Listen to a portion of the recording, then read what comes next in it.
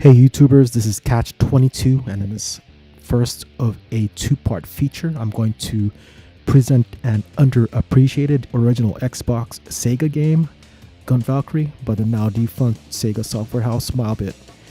As some of you may already know, this game was originally developed for the Dreamcast and was to utilize a two-controller scheme, one being the light gun and another controller, which is odd because the Dreamcast gun already had a D-pad on it. Obviously, this control scheme was dropped when development moved to the Xbox and subsequently used the Xbox controller's twin stick setup to implement a move with one stick and look with the other setup, which frustrated most gamers. So Gunvalkyrie has a well-earned reputation for being a hard game, which is only partly true. Because it's hard to play beautifully, but it can easily be beaten. In this first feature, I'm going to express my appreciation for this awesome game by showing some semi-proper gameplay as well as show what originally came with the game. I'll provide some commentary on the gameplay, which is approximately 2.5 hours long. There are some videos out there that do not depict how it's supposed to be played, but that's a Sega game for you. Often they are misunderstood and its genius really doesn't show up until you start really good at performing within its rules. In the second feature, I'm going to delve into the history of the game. There are some interesting screenshots of the Dreamcast work, which was mainly entirely scrapped, though the main theme seems to have survived. Also in the second feature, I'll feature some gameplay videos taken from the official Gunvalkyrie website that I found on the old hard drive. Obviously, the old official Gunvalkyrie website is no longer here. It has some pretty badass gameplay that will knock your socks off if you already tried the game. Anyway, here's a look at the box. Pretty standard stuff. Here you can see I put a cardboard cutout, or I put a cardboard piece in there. That's actually a comic backer, and also a piece of plastic to keep the shape of the manual from warping.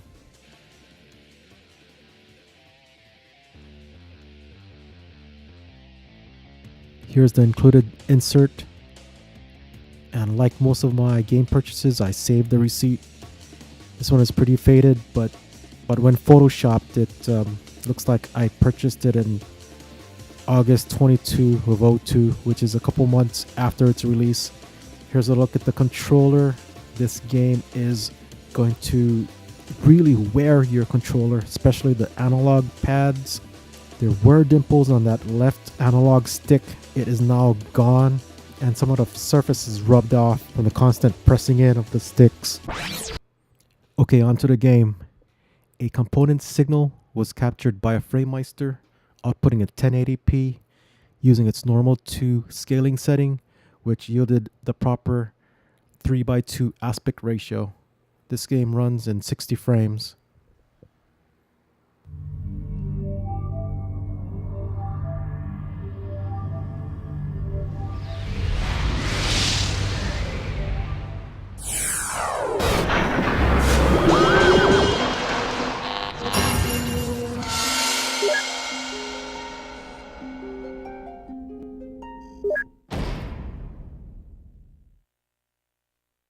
Life is too long.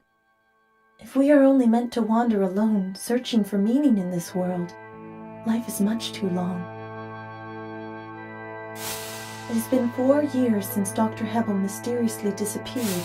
The human race has yet to fully recover from the shock of losing the man that had so affected their lives. The populace had become but sheep, lost without their shepherd. 1870 AD. That was the year our world changed. Dr. Hebel made a revolutionary scientific discovery. He developed a technology to harness tremendous amounts of power from the energy cells deposited on Earth by Halley's Comet. His new invention was soon dubbed Hebel technology, and he was awarded much scientific acclaim. However, few realized the effect Dr. Hebel would ultimately have on us all. The glorious era of the steam engine came to a close in the latter half of the century. And Dr. Hebble's Haley technology completely changed every aspect of life on Earth and beyond. The secrets of DNA, the power of the atom, and even space travel.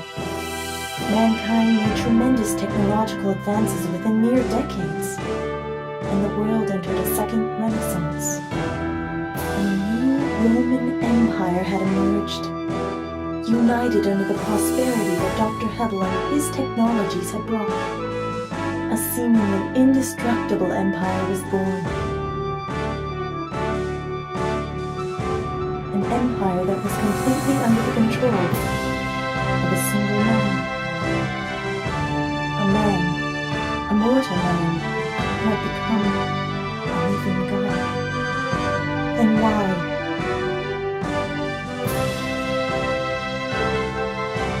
Why did he leave it all behind?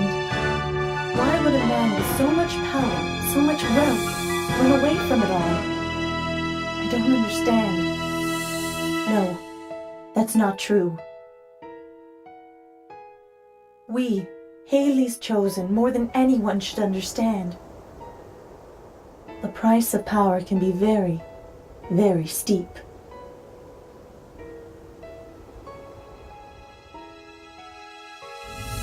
Kelly, Sabarota, we are about to enter the stratosphere of the colony, Tir Nanog. You should already have the topographical map of Tir Nanog, as well as Dr. Hebble's personal file uploaded into your headset. Yes, we're ready, Lieutenant Poe. Remember, capturing Dr. Hebble is our secondary objective. Do not lose sight of our mission.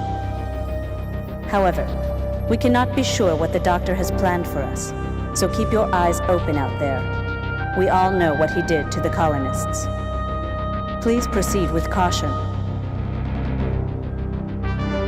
There's no telling what that megalomaniac is thinking. Lieutenant, you're his daughter, and not even you understand him. How are we supposed to figure him out? Right. In the end, we always come to the same conclusion. Even if we are the masters of our own little world, or even if we have been blessed with abilities beyond that of normal people, this universe that we live in, it's far too big for any of us to completely understand, to even grasp a fraction of what goes on behind the curtains. When you realize this, you can't help but think life is much too short.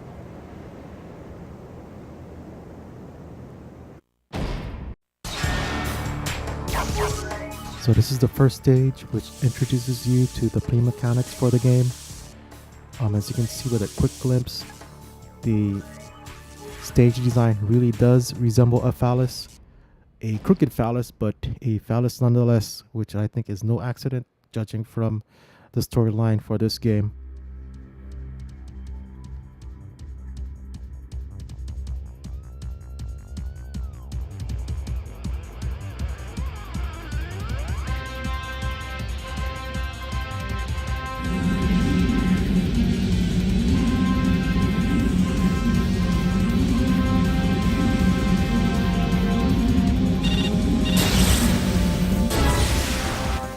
Let's begin with the basics. Use the left thumbstick to move forward, backward, left, and right. Pull the left trigger to jump. While jumping, pull the left trigger again to perform a rocket boost. Pull the right trigger to use your selected weapon. To do the rocket dash, press in the left thumbstick and move it forward. You can also perform quick maneuvers to the sides or backwards. Press the left thumbstick in, then move it in the appropriate direction. Use the right thumbstick to look in all directions. It will aid you in exploring your surrounding environment. While jumping, move the left thumbstick in the direction you want to move. Then, press in the left thumbstick button. This allows you to dash in any direction while in the air. Since you can also attack from the air, this technique will prove to be useful. By the way, that was Meridian Poe, Dr. Hebel's bodiless daughter, explaining the controls. But as you can see here, the game looks like a platformer, but really isn't. The game really is meant for you to fly, like what I'm doing here.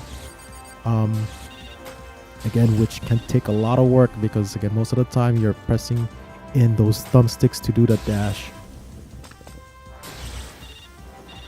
For this first stage, I'm just avoiding everybody, all the enemies. I'm just gonna kill them on my way back down. For this level, all you have to do is grab the gun at the end of this level and head back down to the starting point.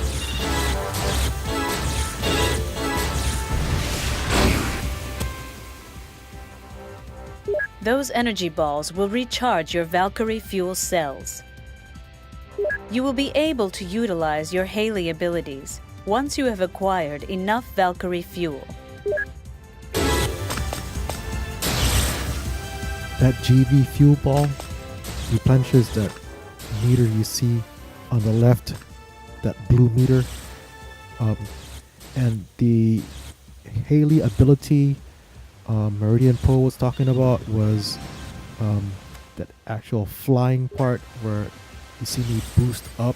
That's called a meteor crash, and allows you to essentially fly in this game right away. So I know the game manual states that you should start out with Kelly first, but again, she's really tough to play because she does not she cannot do that meteor crash right away in her first form. She has 3 forms, but you can see with Zabarota, he's able to meteor crash right away in the game and really makes it much simpler because you get much higher, can stay up much higher and longer with this character, and simplifying the game and make it much more enjoyable. Also in the manual, it states that you can't shoot multiple shots with them. You can see there you can actually shoot multiple shots. Here, this is what's called boost comboing.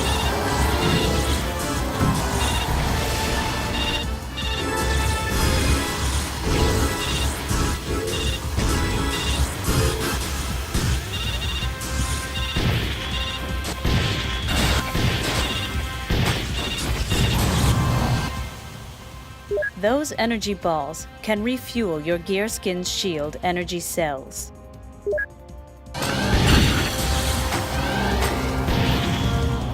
To simplify what she said, it simply means replenishing your life meter, which is that red meter along the bottom.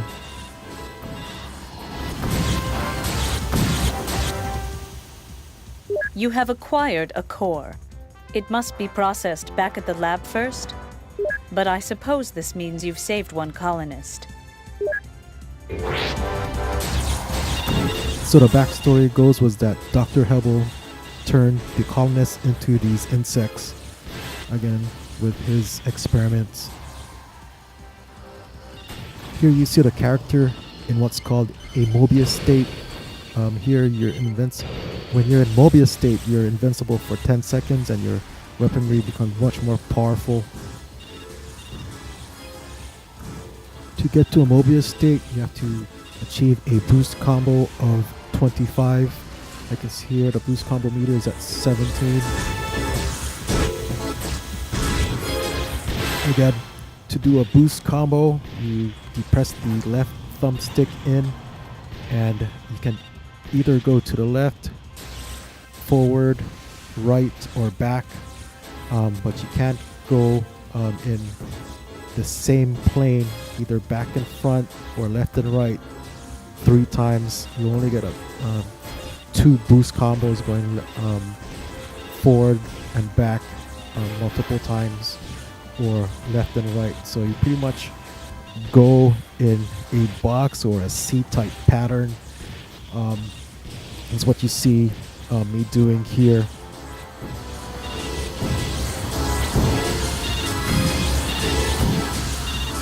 In the end of the stage, the game judges your performance based on a couple parameters, one of them being technique.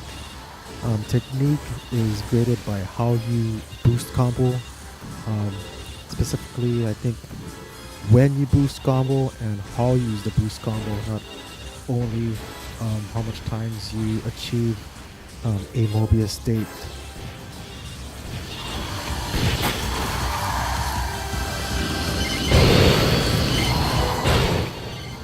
As you can see, I like to go into Mobius, drop down, and then use my lock on to quickly kill the enemies.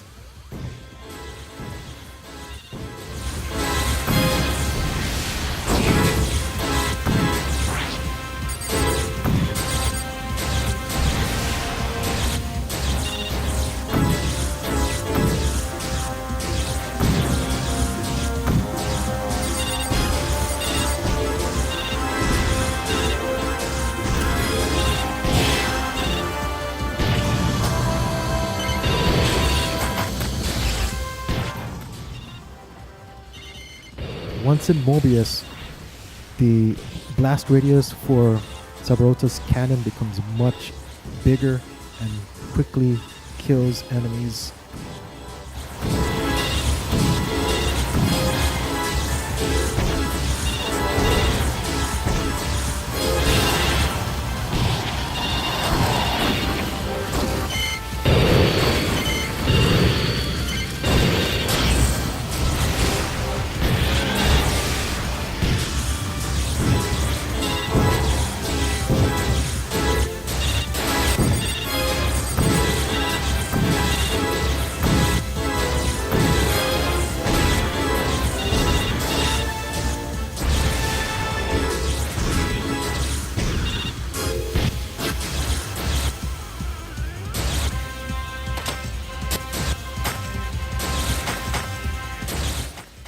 The hardest part of this level may just be getting back on that platform.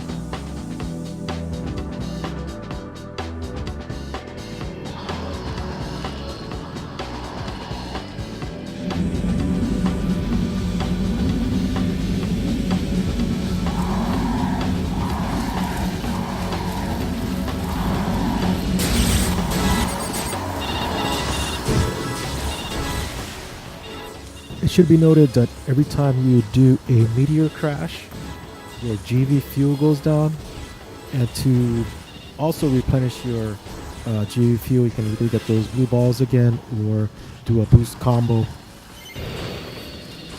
By the way, I should also explain the boost meter. The boost meter is around that circular part which is glowing right now, around your boost combo signifier with that number. You see the arrow go down the longer you are in the air and the more times you do a boost. Once the meter reaches all the way down, you fall to the earth and lose your boost combo. Now the best way to play the game is not to always go to a Mobius state. Really depends on the situation. So if you're really good at it, you can actually control your boost combo and activate your and go into Mobius state when it is really needed.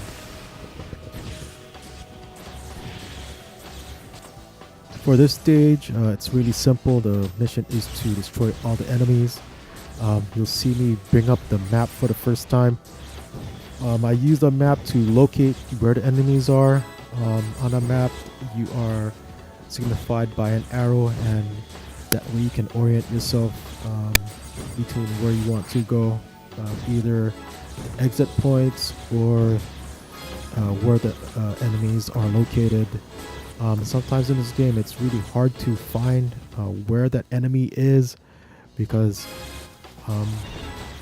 it's either in 3 levels. It's either high, middle, or low, and the map doesn't show you where they are located as far as height goes. And some of the enemies are really hard to see. Some are just like flies, and then you're just, and your weapons doesn't lock on them, so really hard to locate sometimes, which can be a little frustrating. This is what I mean here. You can see the weapons doesn't lock on to those flies, and sometimes when you're going through the level, you won't actually see them. Again, the weapons does not lock onto this particular enemy. You also want to play with a lot of pace, because you are also graded on time. Obviously, you can take your time with this game, because some of the stages does not have a time requirement to finish the level. Some do. Obviously, this adds a lot of tension and excitement to the gameplay. But like most Sega games, again, they actually allow you to play multiple ways with this grading type system. You can take your time, run and gun on the ground, or you can play with a lot of technical skill, really up to you.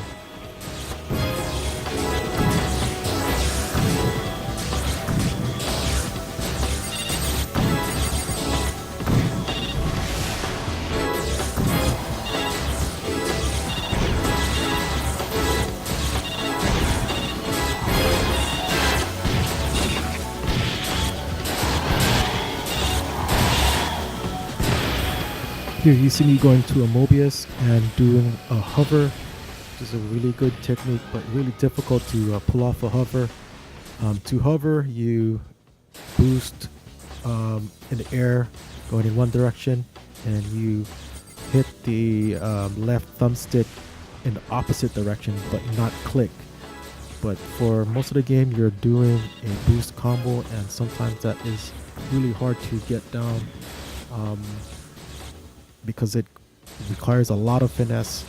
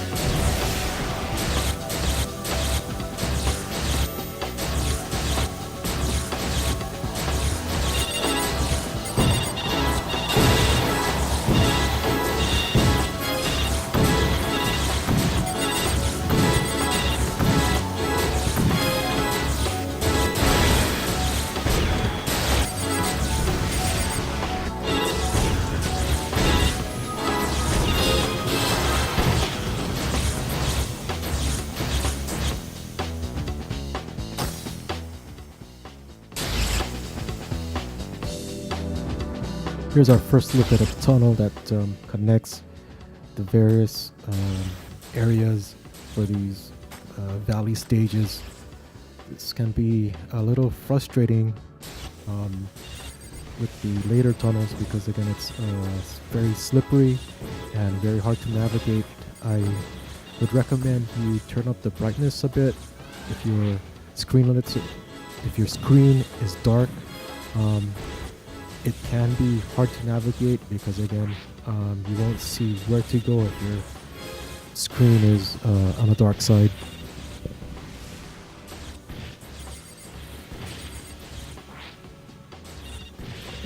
In some of these valley stages, you have this pit type area here. If you do fall down, you do not die. You just restart the stage above where you fell down.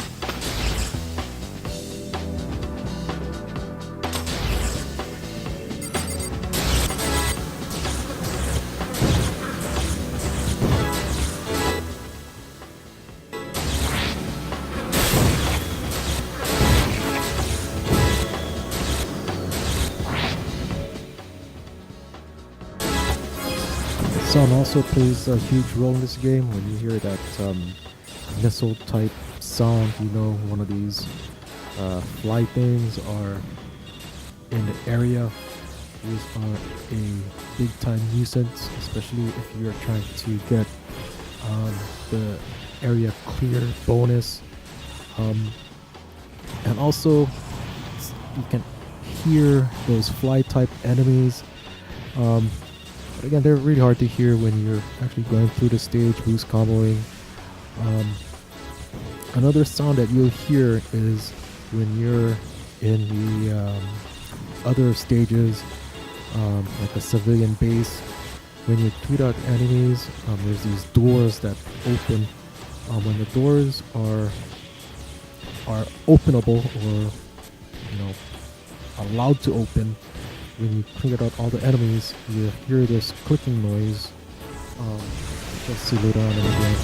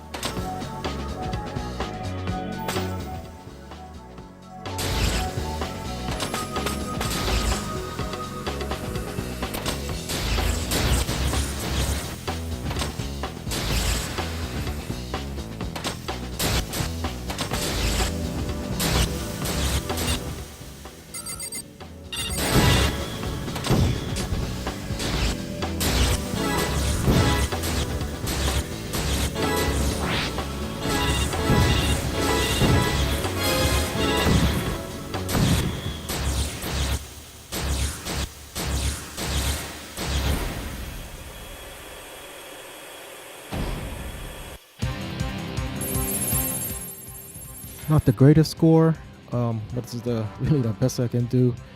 To get your enemies defeated, score a little bit higher. You can let enemies spawn from those worm-looking things on those walls. You can let the enemies drop down and kill more, but I just like to go through that stage. It's pretty long, again, at 15 minutes. Another parameter was that clear bonus. The clear bonus is graded for how many times you get hit. Every time you get hit, it takes off 1,000. And I think every 2,000 you lose a grade. So if you get hit twice, you drop down to an A. 4 times you drop down to a B, and so forth. This is by far my favorite stage. Can go pretty fast paced in this stage, blasting way through with either a meteor crash or just boosting for most of this level. Really fun. Here I'm using Sabaruta. Again, his meteor crash ability makes this stage very simple. But there is that video I mentioned, taken from the official website of the stage, and there's this player does amazing things with Kelly. Again, you'll be seeing that video on the second part of this feature.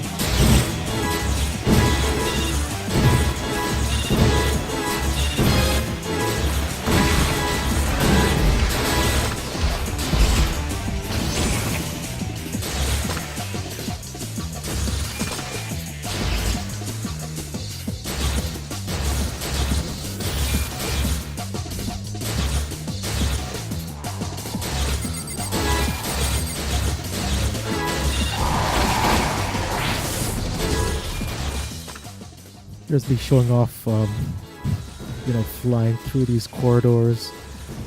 But again, the best players can actually keep their boost combo going without touching the ground. Here, I'm doing a moderate job trying to do this. Here's one of the strategies of the game, is going to Mobius before entering a room. Obviously, if you enter without Mobius, you'll take a lot of damage. And ruin your clear bonus, and also making the stage a lot more difficult.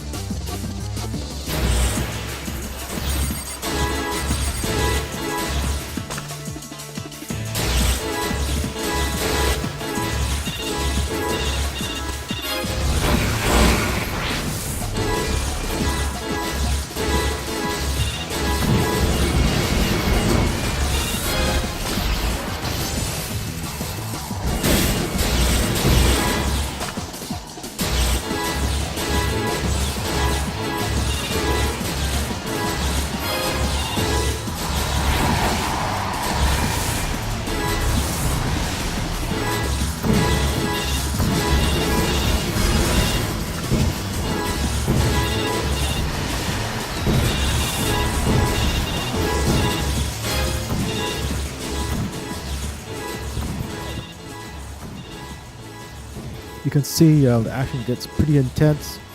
Again, you can choose different ways to play this game, really intense like this or laid back. But this particular level design is one of the best throughout the game. By the way, I must confess I've only been playing this game for about a week. In the beginning, I really sucked. I could barely do a boost combo. And I remember finishing this game all those years back, and to say that I've gotten better is an understatement. I'm kind of amazed here of what type of skill I've developed, mainly because I actually chose to use Sabaruta and discovered his meteor crash. Again, without this meteor crash, I don't think I would have been as good. But again, you have to see these videos of this player using Kelly without, her meteor crash, doing some really amazing things.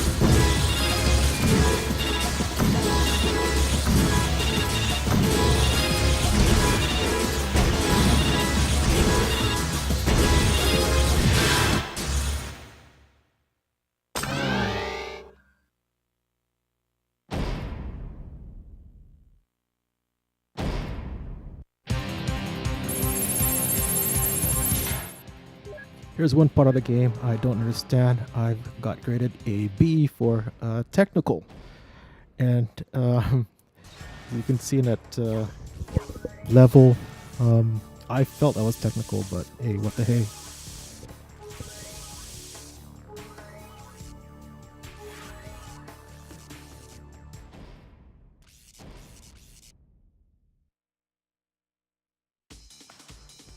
Ooh, our first boss encounter was only a couple days ago. I actually discovered you can use the what is that, her machine gun. I forget what the real technical name is, but you can actually make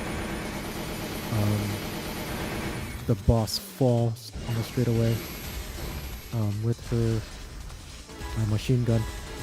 Two blast of the heat cannon will get the boss into its second state here.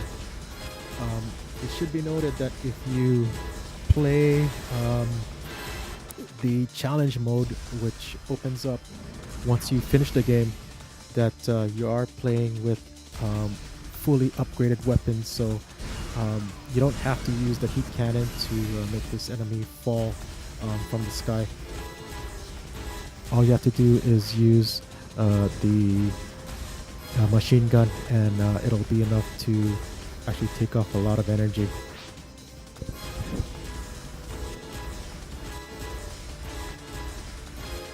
Once in Mobius, you should be able to get off 2 shots from a Mobius state. Depending on how you like to play, you can either fall down on the other side or backdash like this and fall on the same side that you dashed in from. I did try to keep my altitude going after the going Mobius and getting off that first shot, but you lose some altitude as you are boosting, and if you're not careful, hovering over the enemy here will make its spikes go out if you're too low. So it's just best to just fall to the ground and restarting your boost.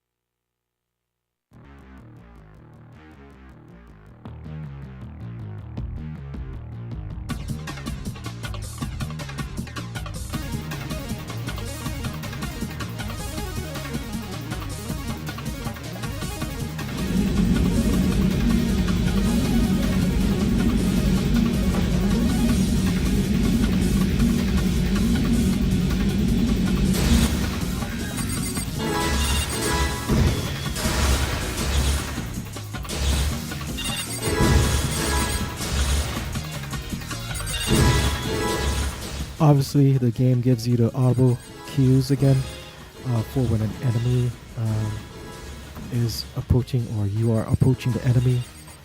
This is one of the first. This is the first free falling type stage. Really fun to play initially.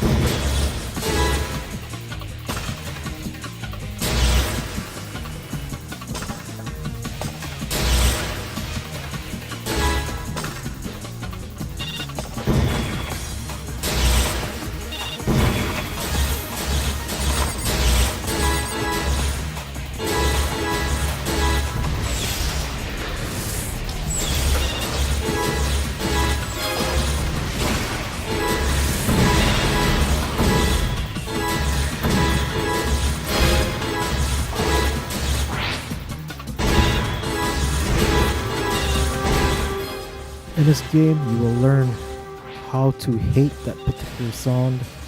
This has to be one of the most annoying, in fact, the most annoying enemy in the game. Really hate those fuckers.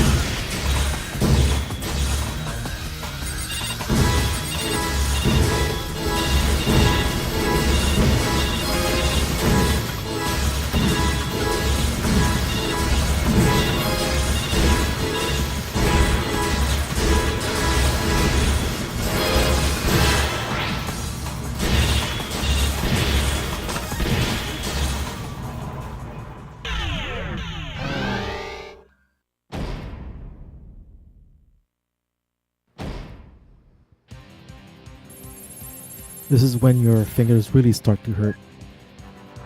You can see there, my clear bonus was a D. LOL. I'd really love to see somebody clear this level with the perfect clear bonus.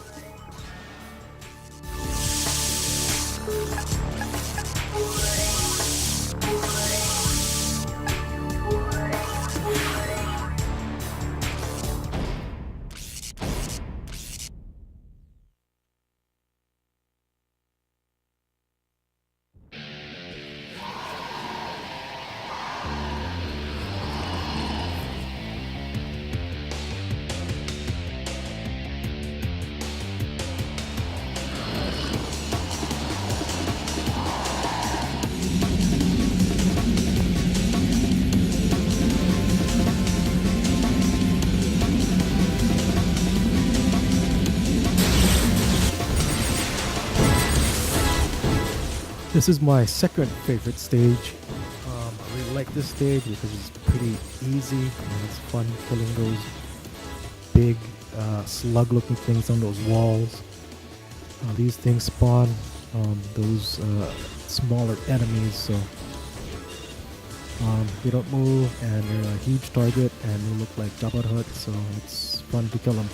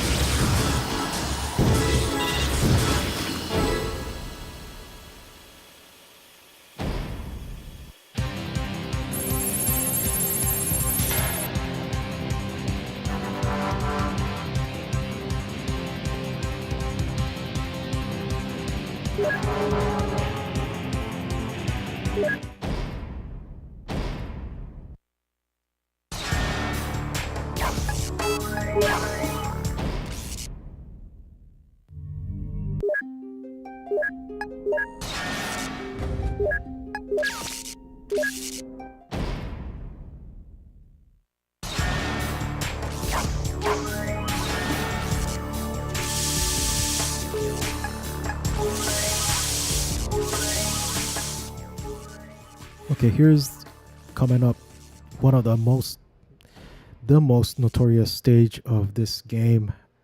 This can drive you crazy. I suggest you take a break. If you try this level and fail, you will put your Xbox controller in danger. So take a break. But this is where the game becomes a platformer. So I kind of lied in the beginning. If you play Kelly, then it is. Again, you have to pretty much traverse these steps that lead to the top of the spear that you'll be seeing shortly. With Sabaruta, since he has a meteor crash right away, you can actually fight to the top. And I've only recently again found out that Sabaruta started out with a meteor crash. So with this, you can just pretty much fly to the top and alleviate all that frustration. But if you are playing this game with Kelly, this stage with Kelly, takes a lot of skill. After a while, it gets a little bit easier, but still, sometimes when you are just a bit off with the controls, even though you're pretty confident and you think you're really good at it, there are some times where you just can't land on this really small area. These black poles that rises to the top. This is when your heart starts pounding. When you're about 3/4 or all the way up, and you just have a couple more steps to go, and you fall down, and you just feel like breaking something. But anyway, use Sabrota. Don't get frustrated. Have some fun in this stage. If you do want to prove your skill, maybe I'll do a video later on of me getting up there with Kelly, but they are easy paths to actually get up here, so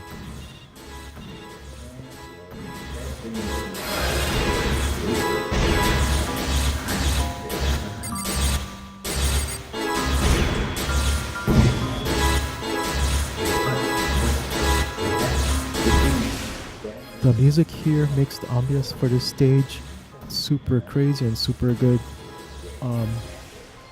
By the way, to get to the top with Kelly, you not only have to use those floating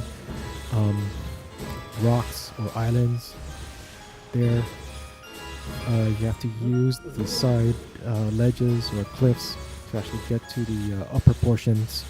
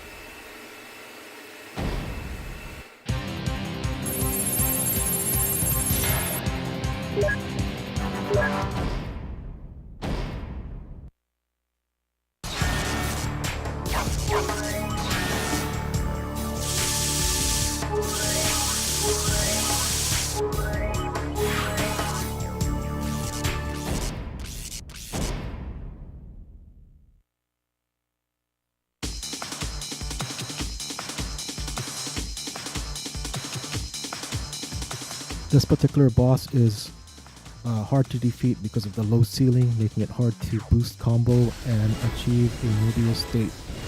But you are skilled enough, then this can be one of the more funner bosses to play against. And quite possibly the most frustrating.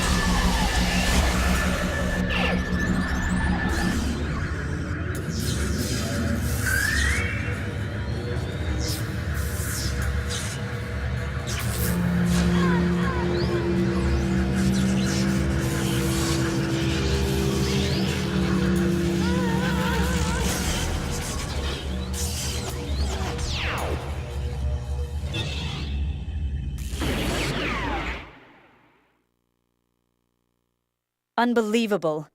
I never imagined that your gear skin could become this powerful. Energy capacity, output, everything. Everything has increased.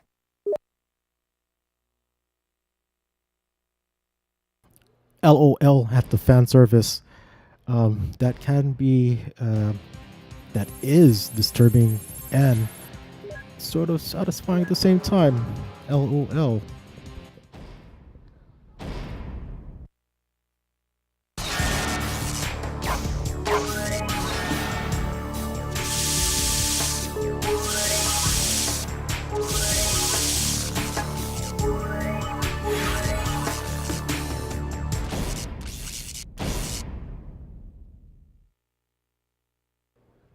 This third and final civilian base is easier than the previous civilian bases because it doesn't require you to kill all the enemies. You can just get straight to the floor as fast as you want and retrieve the item.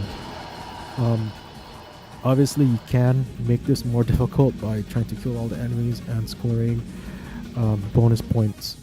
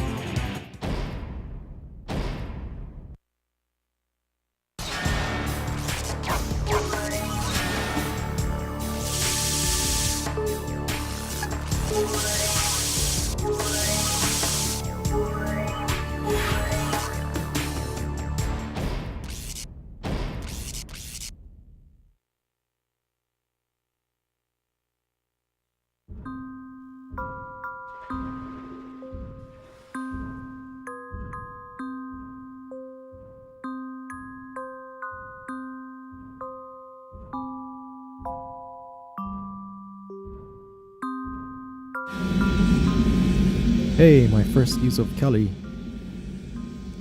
Obviously, I'm choosing her here because she already has, or she has gained the ability to meteor crash, which makes steam up in the air obviously a lot easier. I remember the first time playing this stage and not knowing about the meteor crash and its ability to actually keep you afloat like this. I was so frustrated. It took me about an hour to finish this stage. I was very happy at the end of the stage, but looking back at it now, this is so simple.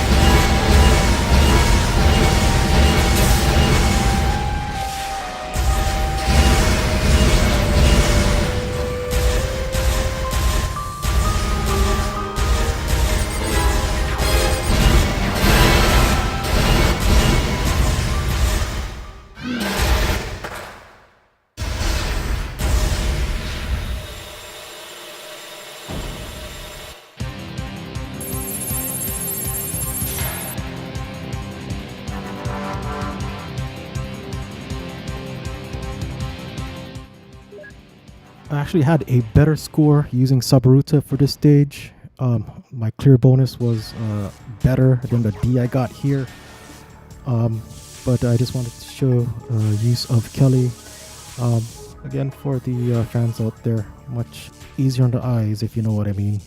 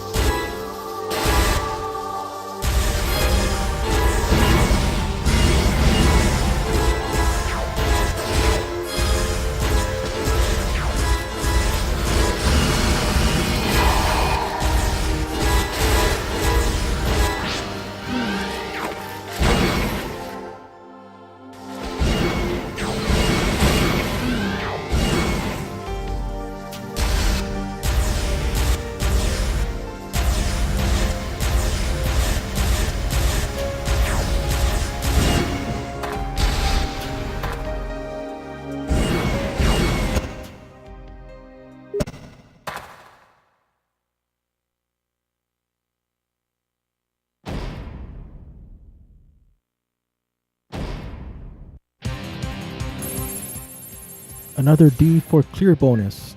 Woohoo! But yeah, that stage is very hard with all those fly buggers flying around. Irritating fucks. This next stage is the last regular boss before you meet like those really tough bosses in the end. But one thing you'll notice here is my boost comboing is not as good as the earlier stages. I actually redid those earlier stages when I found out a more efficient way to boost combo. It's a lot tougher in the hands, but you do get to there is a way to boost combo quicker. There is an FAQ out there. I refuse to call them facts of this game.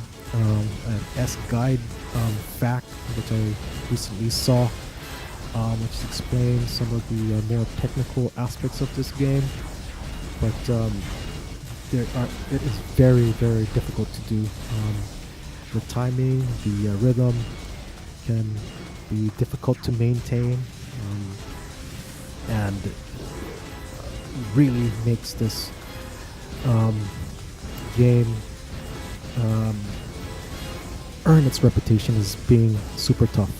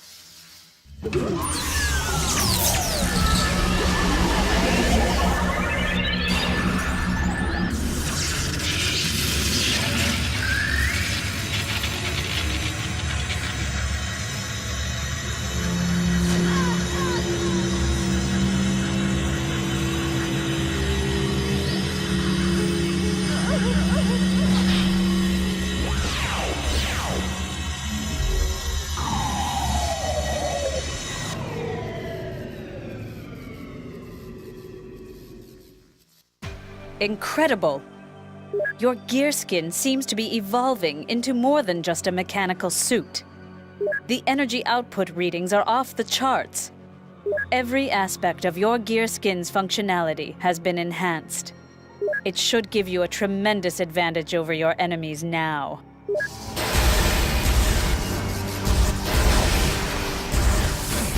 I remember seeing that sequence for the first time, well, actually for the second time, and seeing this outfit, it was wow, just wow. What's funny is most of the videos on YouTube has that sequence, and also is mainly of Kelly. You hardly see Sabaruta being played. I wonder why.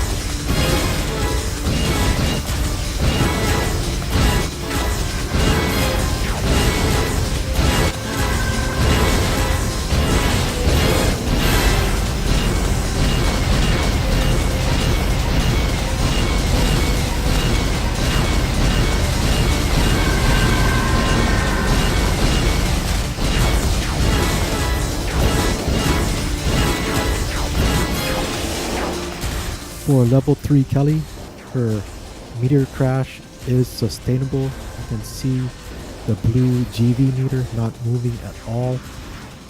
Just make sure you click in the left thumbstick to make sure you go into a boost.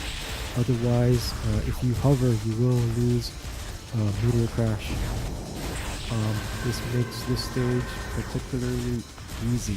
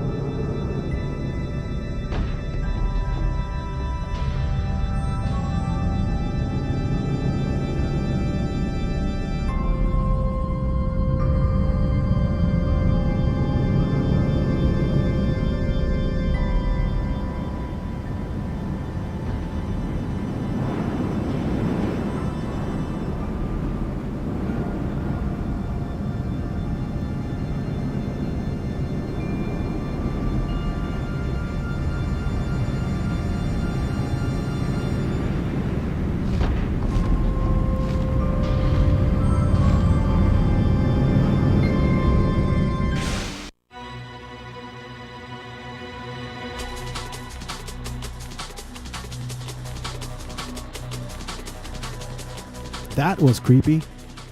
If you made it this far through the video, thank you for putting up with my irritating voice. And there is a garbage truck in the back of me right now.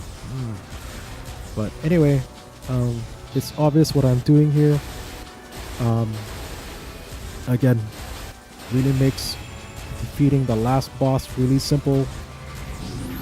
If you are badass, then you can try and defeat this boss with Sabaruta. I did, and I really felt like destroying my controller. But I'll leave you here now. Make sure you comment if you have any tips on this game.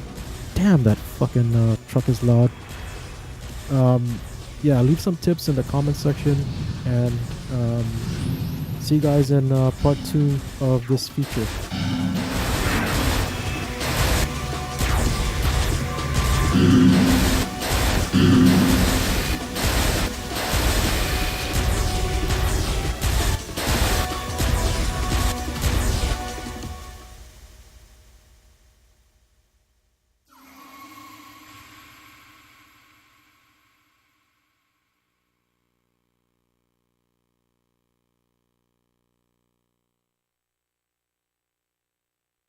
In the end, we couldn't save him.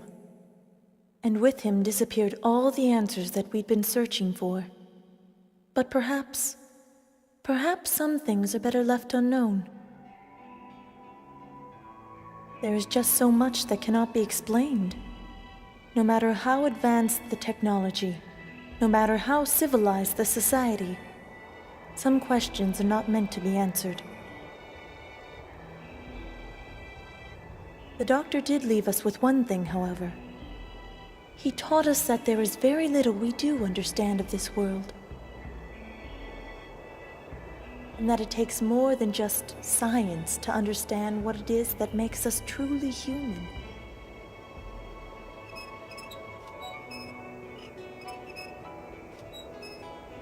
But where did the doctor go?